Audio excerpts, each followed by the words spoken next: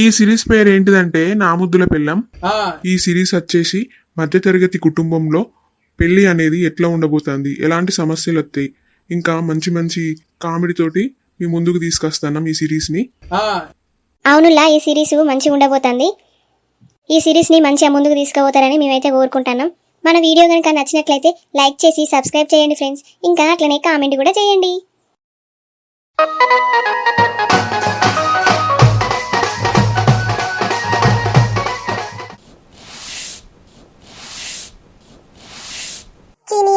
ఈ పని ఉడవదాయే తీరదాయే ఒక్కదాన్ని వేసి చేసి నా నడమంతా పోతుంది, కాలు చేతులన్నీ గుంజుకొస్తాయి. ఒక్కరన్నా సాయపడదామని లేనే లేదు.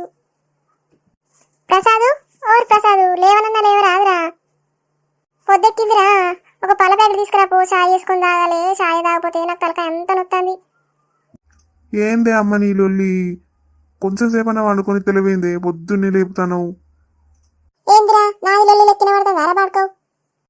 మరి అమ్మ ఒకటే పని చేసుకుంటుందని నీకు లేకపాయే మీ బాబుకు లేకపాయే. ఒక్కదాన్నే పని చేసి చేసి నాకు కాళ్ళు చేతులు అన్నీ నొత్తానే కాదురా. నడమైతే ఆగనే ఆగనెత్తలేదు, మొత్తం నడమంతా గుంజుకొస్తుంది. మీరైతే నా గురించి అసలు పట్టించుకోరురా. నువ్వేమో 2 గంటల దాకా ఫోన్ చూసుకుంటా మంచిగా అంటావు, పొద్దెక్కినా కూడా లేవు. మీ బాబేమో పొద్దున్న లెక్కనే ఇంకా దిక్కు మళ్ళీ ఆసనాలు ఎత్తాడు. ఆ ఆసనాలు ఎందుకు ఎత్తాడో ఏమో నాకు అసలు అర్థమే కాదు.